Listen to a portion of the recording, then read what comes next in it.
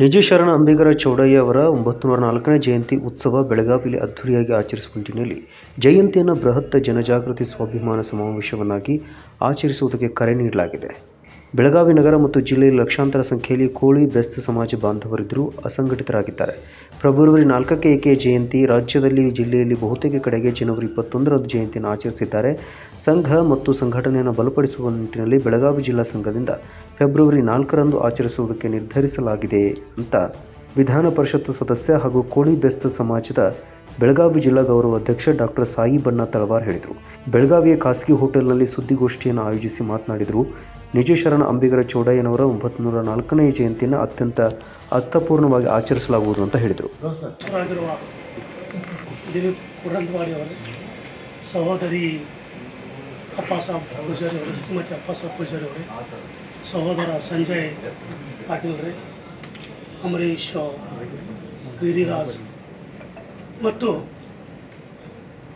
ಈ ದೇಶದ ಪ್ರಜಾಪ್ರಭುತ್ವದ 4ನೇ ಆಧಾರ ಸ್ತಂಭ ಅಂತಲೇ ಗುರುತಿಸಲ್ಪಟ್ಟಂಥ ಪತ್ರಿಕೋದ್ಯಮಿಯ ಸಹೋದರ ಮತ್ತು ಮಿತ್ರರೇ, ಇವತ್ತು ನಾವು ಈ ಸಂದರ್ಭದಲ್ಲಿ ಪತ್ರಿಕಾಗೋಷ್ಠಿ ನಡೆಸುತ್ತಿರೋ ಕಾರಣ ಒಂದೇ.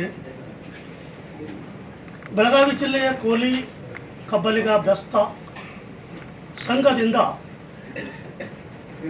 ನಾವು ಮತ್ತು ಕನ್ನಡ ಮತ್ತು ಸಂಸ್ಕೃತಿ ಇಲಾಖೆ, ಕರ್ನಾಟಕ ಸರ್ಕಾರ ಇವರ ಸಹಯೋಗದೊಂದಿಗೆ 12ನೇ ಶತಮಾನದಲ್ಲಿ ನಿಜಶರಣ ಅಂಬಿಗರ ಚೌಡಯ್ಯ ಅಥವಾ ನಿಜಶರಣನಂತೆ ಕರೆಯಲ್ಪಟ್ಟಂಥ ಅಂಬಿಗರ ಚೌಡಯ್ಯನವರ ಜಯಂತಿಯನ್ನು ಬಹಳ ಅದ್ಧೂರಿಯಾಗಿ ನಾವು ಬೆಳಗಾವಿ ನಗರದಲ್ಲಿ ಆಚರಣೆ ಮಾಡ್ತಾ ಇದ್ದೇವೆ.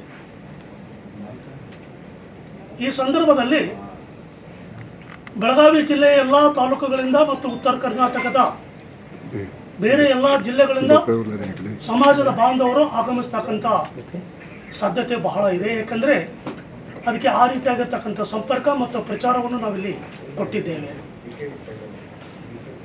ಇನ್ನೊಂದು, ಬೆಳಗಾವಿ ಜಿಲ್ಲೆ ಉತ್ತರ ಕರ್ನಾಟಕದ ಬಹುಮುಖ್ಯ ಜಿಲ್ಲೆ ಮತ್ತು ದೊಡ್ಡ ಜಿಲ್ಲೆ.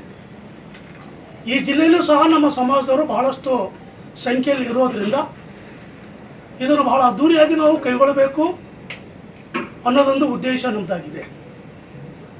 ಇನ್ನೊಂದು, ಆ ದಿವಸ ಒಂದು ಸುದಿನ ಅಂತಂದರೆ ಫೆಬ್ರವರಿ 4ಕ್ಕೆ ನಾವು ಶಿವಾಜಿ ಮಹಾರಾಜ್ ಅವರ ಸೈನ್ಯದಲ್ಲಿ ಹೋರಾಟ ಮಾಡಿ ವೀರ ಮರಣ ಹೊಂದಿರತಕ್ಕಂಥ ಕೋಲಿ ಸಮಾಜದ ವೀರ ಪುರುಷ ತಾನಾಜಿ ಮಾನ್ಸೂರೆ ಅವರ ಒಂದು ಜಯಂತಿ ಇದೆ ಅವತ್ತು. ಹಾಗಾಗಿ ಇದು ಒಂದು ನಮಗೆ ಎಲ್ಲ ರೀತಿಯಿಂದ ಕೂಡಿ ಬಂದಿರತಕ್ಕಂಥ ಒಂದು ಸಂದರ್ಭ. ಕೇವಲ ಇದು ನಾವು ಒಂದು ಜಯಂತಿ ಅಂತ ಮಾತ್ರ ಮಾಡ್ತಾ ಇಲ್ಲ. ಜಯಂತಿಯೊಂದಿಗೆ ನಾವಿಲ್ಲಿ ಒಂದು ಬೃಹತ್ ಜನಜಾಗೃತಿ ಸ್ವಾಭಿಮಾನ ಸಮಾವೇಶ ಅಂತ ನಾವು ಇದಕ್ಕೆ ಕರಿತಾ ಇದ್ದೀವಿ. ಕಾರಣ ಇಷ್ಟೇ, ಕೋಲಿ ಬೆಸ್ತ ಸಮಾಜ ಇವತ್ತು ರಾಷ್ಟ್ರದಾದ್ಯಂತ ಇದ್ದರೂ ಸಹಿತ, ರಾಜ್ಯಾದ್ಯಂತ ಇದ್ದರೂ ಸಹ ತೀರಾ ತುಳಿತಕ್ಕೆ ಒಳಗಾಗಿರ್ತಕ್ಕಂಥ ಒಂದು ಸಮಾಜ, ತೀರಾ ಹಿಂದುಳಿದಂಥ ಒಂದು ಸಮಾಜ. ಹಲವಾರು ವರ್ಷಗಳಿಂದ ನಮಗೆ ನ್ಯಾಯವಾಗಿ ಸಿಗಬೇಕಾಗಿರ್ತಕ್ಕಂಥ ST ಒಂದು ಪಟ್ಟಿಯಲ್ಲಿ ಸೇರ್ಪಡೆ ನಮಗೆ ಇವತ್ತಿನವರಿಗೆ ಒಂದು ಮರಿಚುಕ್ಕಿಯಾಗಿದೆ. ಈ ನಿಟ್ಟಿನಲ್ಲಿ ನಮ್ಮ ಹೋರಾಟಕ್ಕೆ ಒಂದು ಹೆಚ್ಚು ಶಕ್ತಿ ಕೊಡಬೇಕು.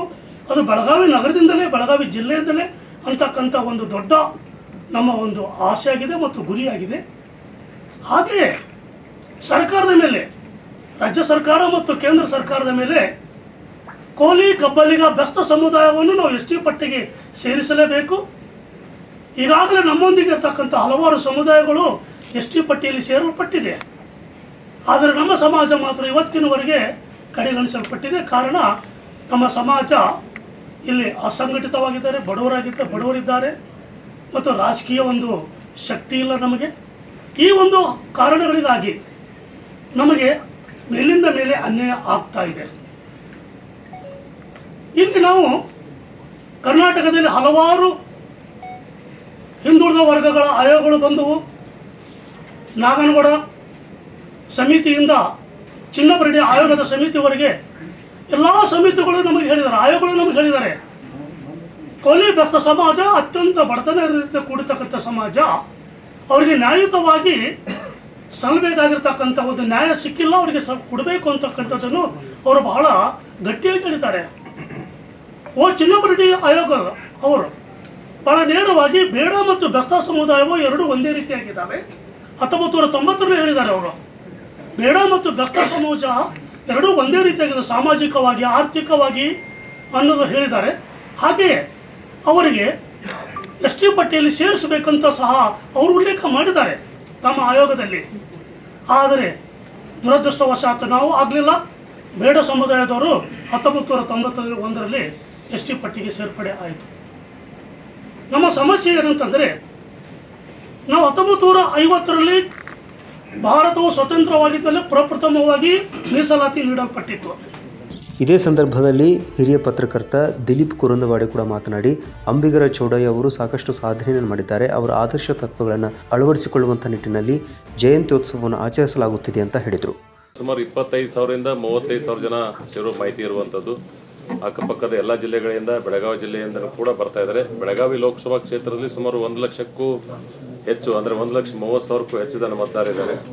ಆಮೇಲೆ ಚಿಕ್ಕೋಡಿ ಲೋಕಸಭಾ ಕ್ಷೇತ್ರದಲ್ಲಿ 1,10,000ಕ್ಕೂ ಹೆಚ್ಚು ಜನ ಮತದಾರರು ನಮ್ಮ ಸಮಾಜದಲ್ಲಿದ್ದಾರೆ. ಅದಕ್ಕೆ ಎಲ್ಲರೂ ಕೂಡ ವಿಶೇಷವಾಗಿ ಸಾಹೇಬನ ಸರ್ ಹೇಳಿದಂಗೆ ಕೇವಲ ಸಂಘಟನೆ ಮಾತ್ರ ಇದು ಉದ್ದೇಶ ಇರುವಂಥದ್ದು.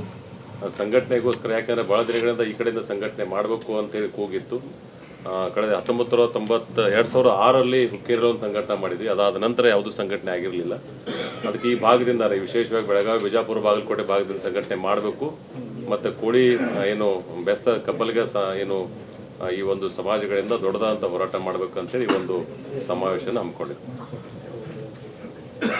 ಈ ಸಂದರ್ಭದಲ್ಲಿ ಮಹಿಳಾ ಅಧ್ಯಕ್ಷರಾಗಿರುವಂಥ ಮಧುಶ್ರೀ ಪೂಜಾರಿ ಅವರಿದ್ದರು, ಹಾಗೂ ಸಂಜಯ್ ಪಾಟೀಲ್ ಅವರು ಇದ್ದರು,